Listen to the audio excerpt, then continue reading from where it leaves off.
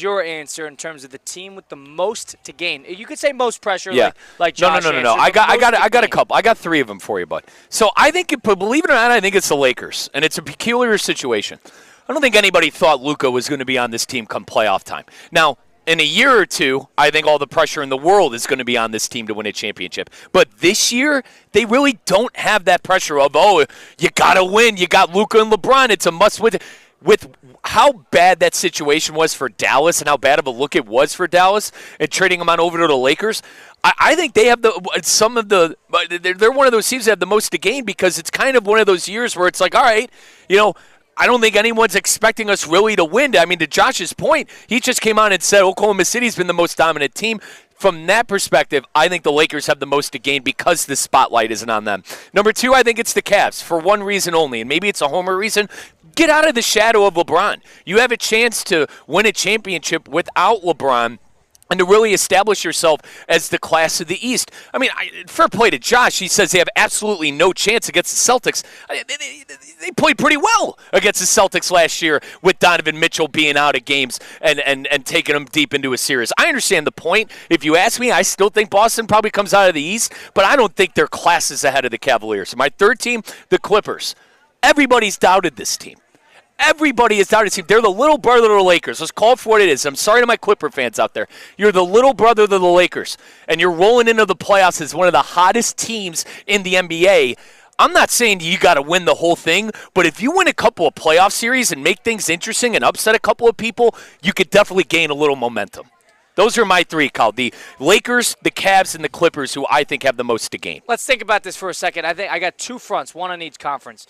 Talk about most to gain. To answer it literally in terms of they have a wide range of respect and, I guess, reputation in the NBA that they have yet to gain, that they can gain with a great playoff run or a championship run at that. It's Houston. It's the Houston Rockets. To talk about a 2 seed that has won 54 games and you completely forgotten about. And this is a team that rested starters 3 of the last 4 games of the year. This team was closer to being a 60-win team than people want to admit. And what? Has anybody floated them to even get out of the first round? Talk about most to gain. If they're able to come in and win 2 playoff series, all of a sudden there's a big different splotch of their reputation throughout the NBA. Is the tough guy act going to work in the playoffs with Ime Udoka and that team? The tough guy act? Yeah, well, how else are they supposed to play? You know I'm not a Udoka guy. I can't take him serious. I think there's tough guy. I mean, but they're young, they're talented, they're athletic, they're deep. I understand. I think that when it comes to the Rockets, they got to do what Oklahoma City did, right? You got to get there and lose first. Listen, if they go, you don't have. But that's my point. Most to gain. Sure. That's how other teams. I just don't see it coming to fruition because I think a more experienced team will probably beat them.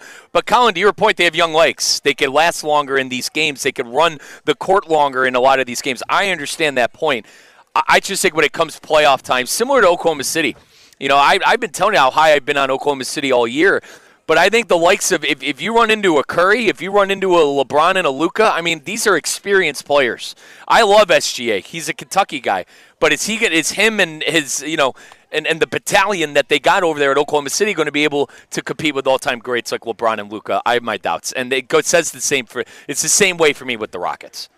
Because of the similar pedigree, now, the one playoff thing about pedigree. The Thunder won 54 games this season by 10-plus points, which I believe is an NBA record. So they were as dominant against the field. I could see them coming in and kind of thrashing teams from the get-go. Talk about a team that has a lot to prove to be motivated, but there's also a point that, hey, like, we haven't seen it yet. We're not going to believe it until we see it. Is Memphis, let's say Memphis is the 8 seed, like how I think it might come to fruition. That's not a series? Not a chance. Okay. No way. Okay. How about Golden State? If Golden State loses tonight and they win 2 nights later. Golden State can't match up with their size. I agree. They got Hartenstein and Holmgren there. They're losing in 5. Wow. They're losing in 5, maybe 6. Maybe I'm underestimating Oklahoma City a little bit. Underestimating a 67-win team who won 54 games by 10-plus? Maybe I'm underestimating them a little bit. I still see Golden State and the pedigree of Curry and Draymond. Maybe I got to open the blinders up a little bit. How can you say that about OKC and then all of a sudden you draw a different tune when it comes to Cleveland, who's in the exact same situation? Because the Cavs have Donovan Mitchell.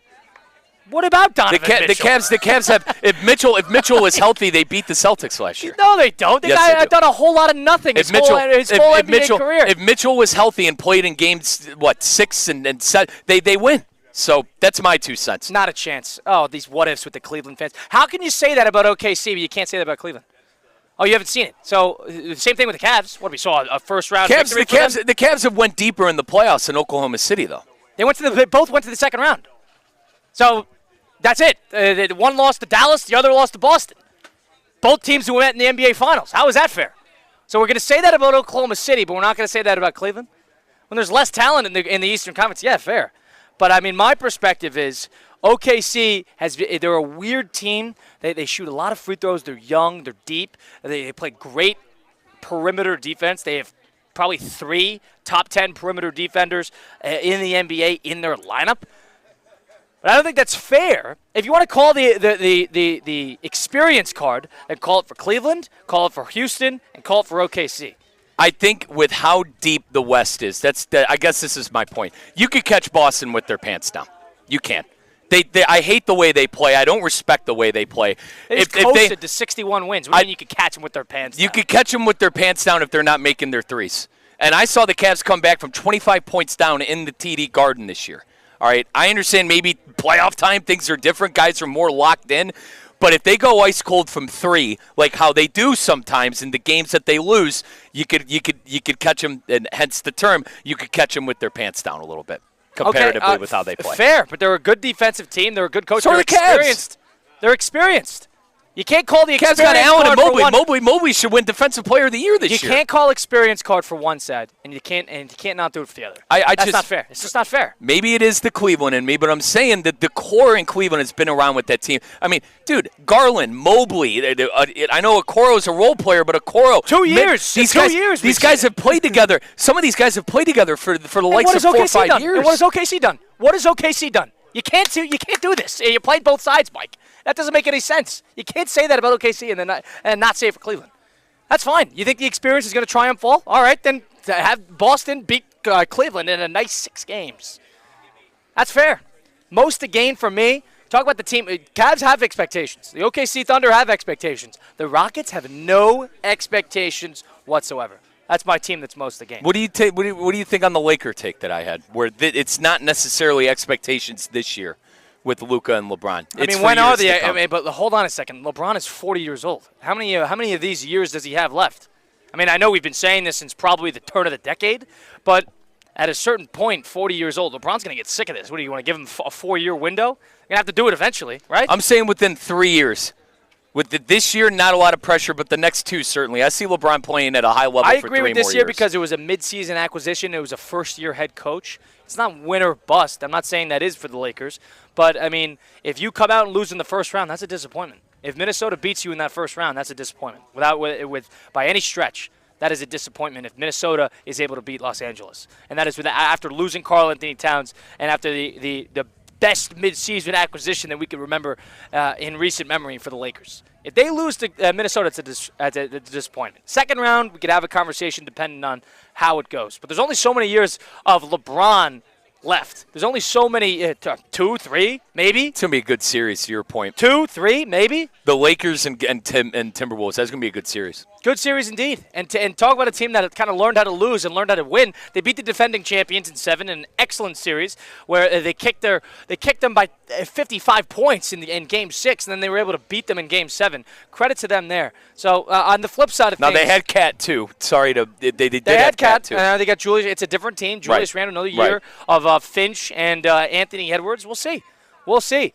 But I think Minnesota is going to be a very pesky, very dangerous postseason team. They're deeper than people want to admit, and I think that is an intriguing matchup with that Laker and Minnesota. I don't think anybody of those higher seeds wanted to see Minnesota. I think they would have rather seen Golden State, and they would rather seen Los Angeles. I don't care how hot the other 2 teams are. I think Minnesota in the postseason, for some reason, they're hungry. They're different. They're wired a little bit differently, and they got a great player in Anthony Edwards. That's Mike Rizzo. Colin Rizzo here on the flip side of things. Most to lose in the postseason this upcoming NBA season. 888-760-3776. Who has the most to lose? We talked about who most to gain. Mike says teams like Cleveland, teams like OKC. I say teams like the Rockets.